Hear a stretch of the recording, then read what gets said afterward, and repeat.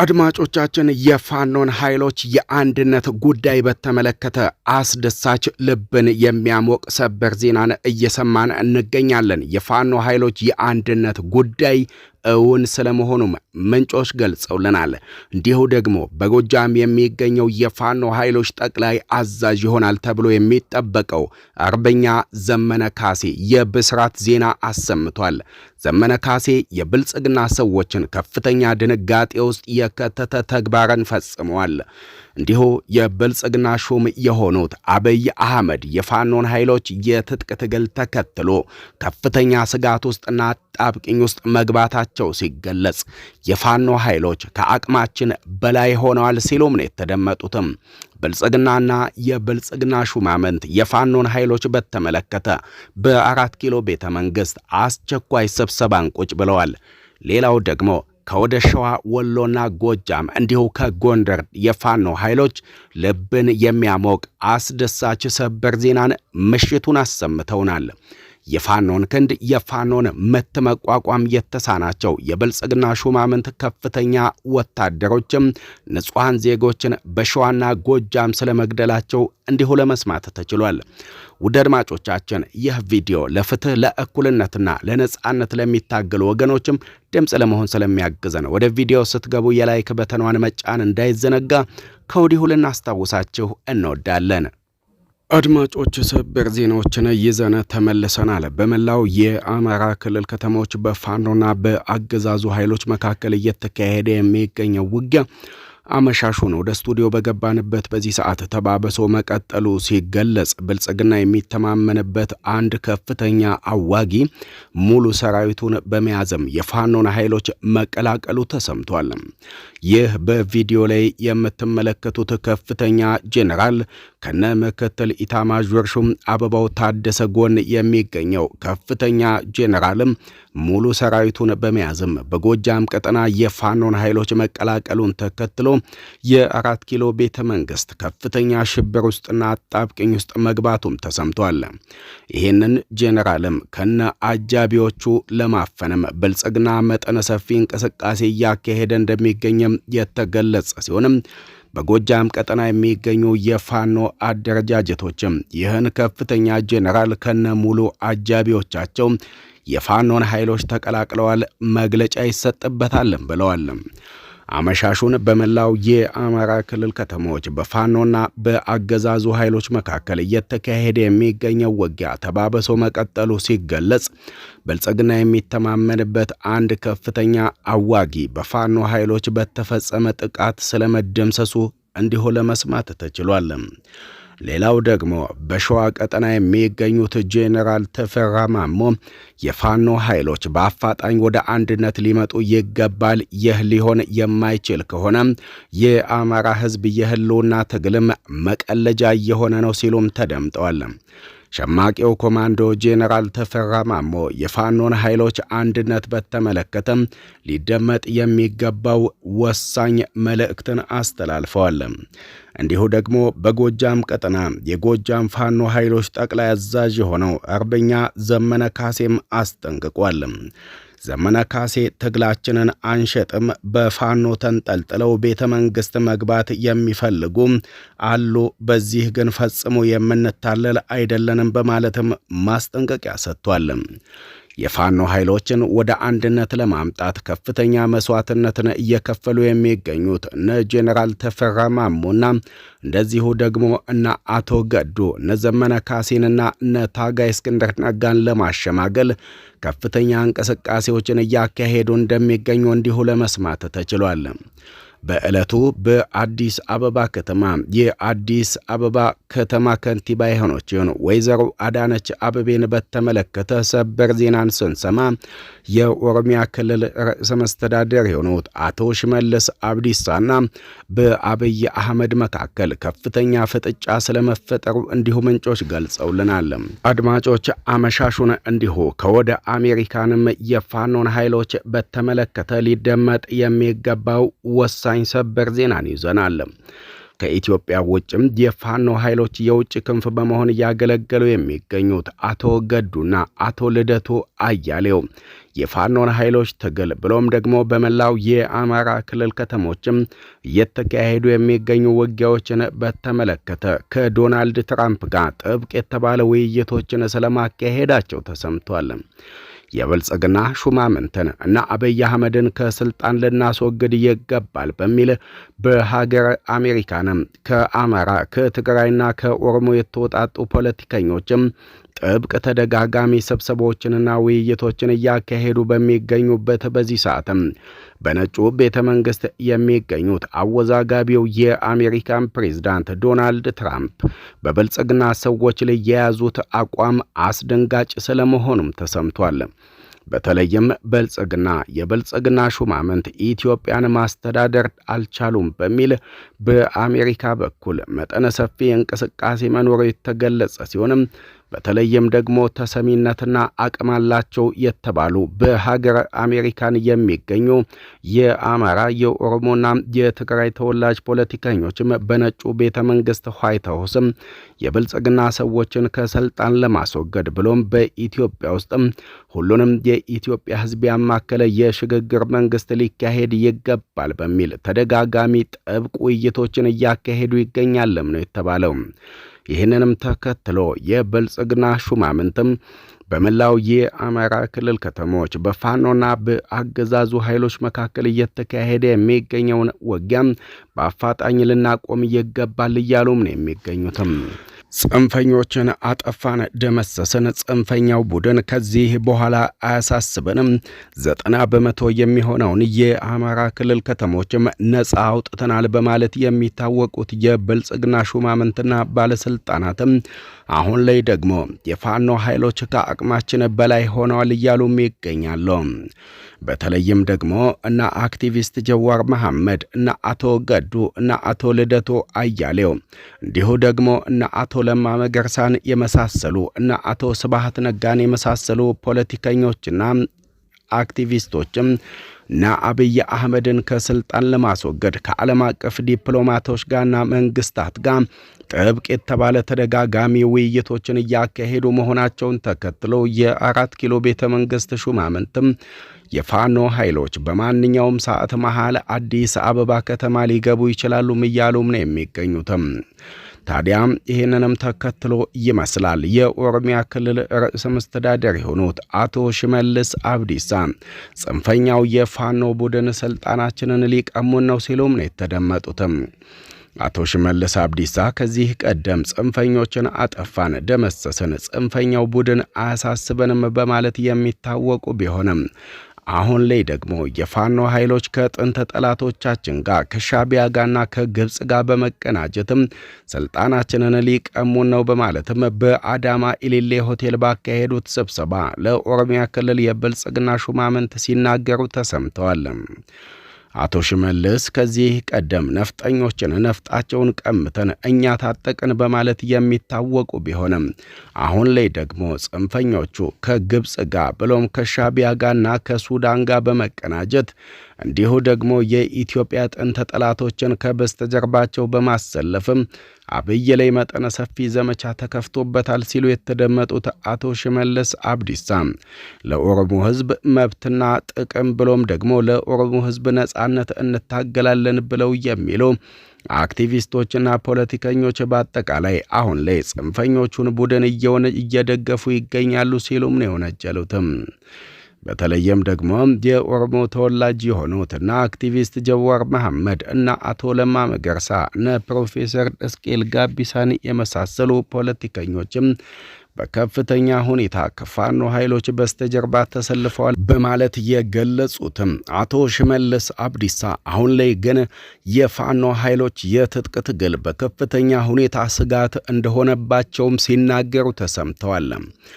በሌላ በኩል የህወሓት ከፍተኛ ሊቀመንበር የሆኑት ዶክተር ደብረጽዮን ከፋኖ ኃይሎች ጋር አንድም አይነት ጸብም ይሁን ግጭት የለንም ሲሉ ተደመጡ።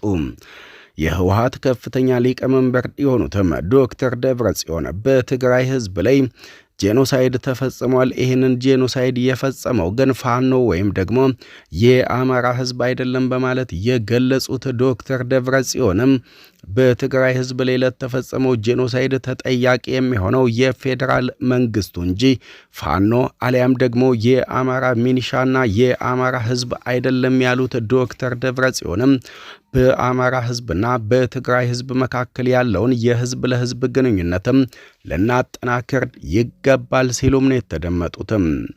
የህወሓት ከፍተኛ ሊቀመንበር የሆኑትም ዶክተር ደብረጽዮን በተለይም አሁን ላይ ብልጽግናና የብልጽግና ሹማምንት ፍላጎት ሰሜኖችን ማጥፋትና ማዳከም ነው በማለት የገለጹ ሲሆንም የፋኖ ኃይሎች ያለምንም ቅድመ ሁኔታ ከቲዲኤፍ ኃይሎች ጋር በአንድነት ተቀናጅተው አገዛዙን መታገል ይገባቸዋል ሲሉም ነው የተደመጡትም። ዶክተር ደብረጽዮን ጥያቄዎች አሉብን፣ እልባት ያላገኙ ፖለቲካዊ ጥያቄዎች አሉብን፣ እንዲሁ ደግሞ የተያዙብን መሬቶች አሉ፣ ህዝባችን ተፈናቅሏል በማለት የገለጹት ዶክተር ደብረጽዮንም ያም ሆኖ ግን ወልቃይት ራያና አላማጣን የመሳሰሉ አካባቢዎችም እነዚህ አወዛጋቢ ቦታዎችም ሊፈቱ የሚገባው በህዝባዊ ውሳኔና በሰላማዊ መንገድ ብቻ ነው ሲሉ የተደመጡትም ዶክተር ደብረጽዮንም ይህ ሊሆን ሲገባ ህወሓትና ቲዲኤፍ በአንድነት እንዳይቆሙ ብሎም ደግሞ የአማራ ህዝብና የትግራይ ህዝብም የህዝብ ለህዝብ ግንኙነታቸውን እንዳያጠናክሩ የፌዴራል መንግስቱ ሆን ብሎ እያጋጨንና በመካከላችን ልዩነትን እያሰፋ ይገኛል ሲሉም ነው የወነጀሉትም። የህወሓት ከፍተኛ ሊቀመንበር የሆኑትም ዶክተር ደብረጽዮን የፋኖ ኃይሎች ሸዋ፣ ወሎ፣ ጎጃምና ጎንደር የሚለውን አደረጃጀት በመተው በአፋጣኝ ወደ አንድነት ሊመጡ ይገባል ሲሉ የተደመጡ ሲሆንም ፋኖ ወደ አንድነት የሚመጣ ከሆነ ህወሓት ብሎም ደግሞ ሻዕቢያ በአንድነት ቆመን አገዛዙን በአንድ ቀን ከስልጣን ልናስወግድ እንችላለን ሲሉም ነው የተደመጡትም። ከዚህ ቀደምም ቢሆን የፌዴራል መንግስቱ ህወሓት ፋኖና ሸኔ በአንድነት ተሰልፎ ኢትዮጵያን ሊበታት ነው በማለት በተደጋጋሚ ስጋቱን እየገለጸ በሚገኝበት በዚህ ሰዓትም አሁን ላይ ደግሞ የህወሓትና የፋኖ ኃይሎች ግንኙነት ይፋ እየወጣ ይገኛል። በሌላ በኩል አድማጮቻችን ጠቅላይ ሚኒስትር አብይ አህመድ የፋኖን ኃይሎችና ብሎም የአማራን ህዝብም ይቅርታ እንዲጠይቁ ፖለቲከኞች ጠየቁ። ጠቅላይ ሚኒስትር አብይ አህመድ የፋኖን ኃይሎች በትጥቅ ትግል ማሸነፍ የሚፈልጉ ከሆነ በመላው የአማራ ክልል ከተሞች እየተካሄዱ የሚገኙ ውጊያዎችን በአፋጣኝ በማቆምም መከላከያውን ከክልሉ ሊያስወጡ ይገባል ሲሉም ነው ፖለቲከኞች የጠየቁትም። እንግዲህ አድማጮቻችን በመላው ኢትዮጵያ ውስጥ እየተካሄደ የሚገኘው ውጊያ ተባብሶ የቀጠለበት ሰዓት ላይ ነው የምንገኘው።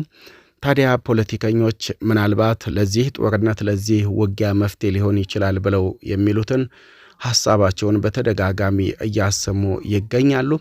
ታዲያ ከሰሞኑ በተለያዩ ፖለቲከኞች በኩል የተሰጡ ሐሳቦች እንደሚያመላክቱት ከሆነ የፌዴራል መንግስቱ የፋኖን ኃይሎች በትጥቅ ትግል ፈጽሞ ተዋግቶ ሊያሸንፍ ስለማይችል በአፋጣኝ በመላው የአማራ ክልል ከተሞች የሚገኙ የመከላከያ ሰራዊት አባላትን በአፋጣኝ ከክልሉ ማስወጣት ያስፈልጋል እያሉም ይገኛሉ። እንዲሁ ከክልሉ መከላከያውን ሙሉ ለሙሉ ካስወጡ በኋላ የአማራን ህዝብም እንዲሁ በይፋ ይቅርታ መጠየቅ ያስፈልጋል።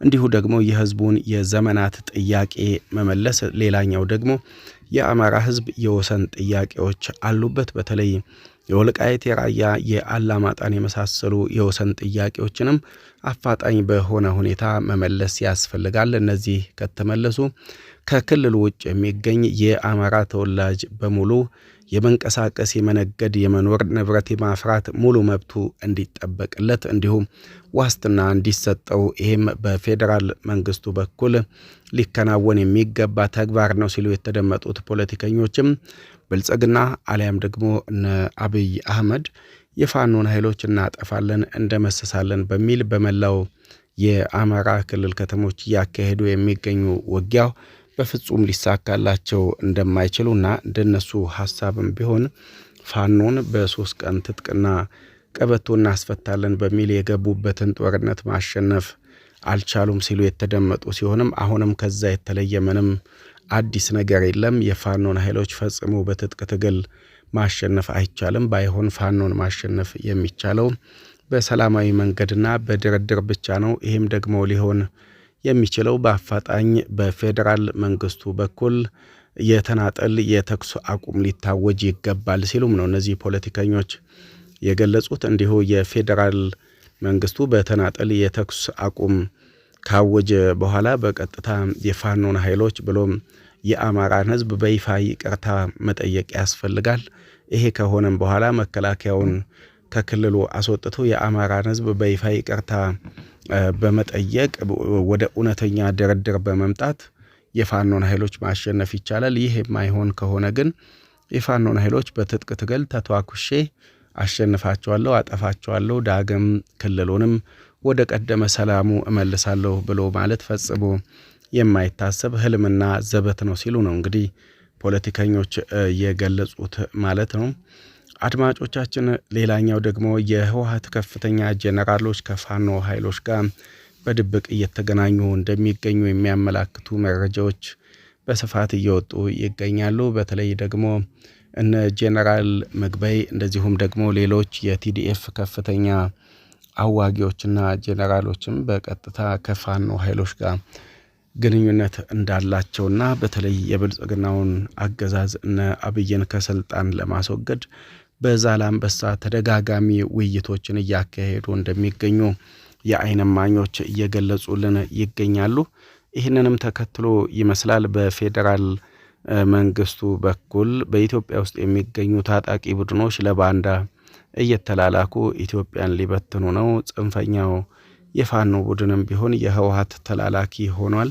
እንደዚሁ ደግሞ የፋኖ ኃይሎች የሻቢያ ተላላኪ ሆነዋል። ሻቢያና እንደዚሁ ግብጽ የሚፈልጉት ኢትዮጵያን መበተን እንጂ ፋኖንም ይሁን እንዲሁ ህወሓትን እየደገፉ የሚገኙበት ምክንያት የህወሓትን ወይም ደግሞ የፋኖን ዓላማ ደግፈው አይደለም በማለት በተደጋጋሚ ከሰሞኑ እያስጠነቀቁ የሚገኙት የብልጽግና ሰዎች በመላው የአማራ ክልል ከተሞች እየተካሄደ የሚገኘውን ውጊያ በአፋጣኝ ማቆም እንደሚፈልጉና ከፋኖ ኃይሎች ጋር ቢሆን መደራደር እንደሚፈልጉ እየገለጹ ነው የሚገኙት። ታዲያ ከፋኖ በኩል ደግሞ እየተሰጡ የሚገኙ ምላሾች እንደሚያመላክቱት ከሆነ ብልጽግናና የብልጽግና ሰዎች መደራደር እንፈልጋለን ብለው የሚሉት ጥቅማ ጥቅም አሊያም ፍለጋ አሊያም ደግሞ ለጊዜ መግዣ ሆን ተብሎ እንጂ የእውነት ድርድር ፈልገው አይደለም በሚል ነው እንግዲህ እያመላከቱ የሚገኙት ማለት ነው። አድማጮች፣ በሌላ በኩል ደግሞ የአማራና የኦሮሞ እንዲሁም የህወሓት ፖለቲከኞች በሀገረ አሜሪካ ጥብቅ ውይይቶችን እያካሄዱ እንደሚገኙ እየተሰማ ነው የሚገኘው። በተለይ እነ አቶ ስብሃት ነጋ እና አክቲቪስት ጀዋር መሐመድ እና አቶ ገዱና እና አቶ ልደቱ አያሌው እና ኢንጂነር ይልቃል እና ፕሮፌሰር እስቄል ጋቢሳ እና አቶ ለማ መገርሳን የመሳሰሉ የኦሮሞና የአማራ ተወላጅ ፖለቲከኞች ልሂቃን በአንድነት እየተሰባሰቡ እንደሚገኙና የብልጽግና ሰዎችን የብልጽግና ሹማምንትን ከስልጣን ለማስወገድም መጠነ ሰፊ እንቅስቃሴዎችን እያካሄዱ እንደሚገኙም ነው እየተሰማ የሚገኘው። ይህም ጉዳይ የአራት ኪሎ ቤተ መንግስት ሹማምንትን ከፍተኛ አጣብቂኝ ውስጥ ስለመክተቱ የሚያመላክቱ መረጃዎች ናቸው በስፋት እየወጡ የሚገኙት ማለት ነው። ውድ አድማጮች፣ ሌላኛው ደግሞ እንግዲህ የአሰብ የወደብ ጉዳይን ተከትሎ በኢትዮጵያና በኤርትራ መካከል ያለው የጦርነት ፍጥጫ አሁንም ተባብሶ በቀጠለበት በዚህ ሰዓት በህወሓት በኩል በሻቢያ በኩል ከፍተኛ የጦርነት ዝግጅቶች እየተካሄዱ እንደሚገኙ እየተሰማ ነው የሚገኘው። በተለይ ሻቢያ በተደጋጋሚ እየተነኮሰን የሚገኘው ብልጽግና ነው፣ የብልጽግና መንግስት ነው። ስለዚህ እኛ ደግሞ ይህንን ትንኮሳ ለመቀልበስና ጦርነትም ከተከፈተብን ይህንን ጦርነት ለመመከትም መዘጋጀት አለብን በሚል የኤርትራው ፕሬዝዳንት ኢሳያስ በከፍተኛ ሁኔታ የጦር መሳሪያዎችን እያስገባና እየታጠቀ እንደሚገኝ እንዲሁ ለማወቅ ተችሏል። በኢትዮጵያ በኩልም ቢሆን ከፍተኛ የጦርነት ዝግጅት ስለመኖሩ የሚያመላክቱ መረጃዎች ናቸው በስፋት እየወጡ የሚገኙት። ግና ደግሞ በዓለም አቀፍ መንግስታት በኩል በኢትዮጵያና በኤርትራ መካከል ጦርነት እንዳይካሄድም ከፍተኛ እንቅስቃሴዎችን እያካሄዱ እንደሚገኙም ነው እየተሰማ የሚገኘው ማለት ነው። አድማጮቻችን ውድ አድማጮቻችን ስለምትከታተሉን ስለምታደምጡን ከልብ እናመሰግናለን። በቀጣይ ቪዲዮቻችን እስከምንገናኝ ሰላም ጤና በያላችሁበት ይብዛልን። እኛ ከወዲሁ ልንሰናበታችሁ እንወዳለን። እንዲሁ በቀጣይ ቪዲዮቻችን ደግሞ እስከምንገናኝ ሰላም ጤና በያላችሁበት ይብዛልን። ሰላም ሁኑልን።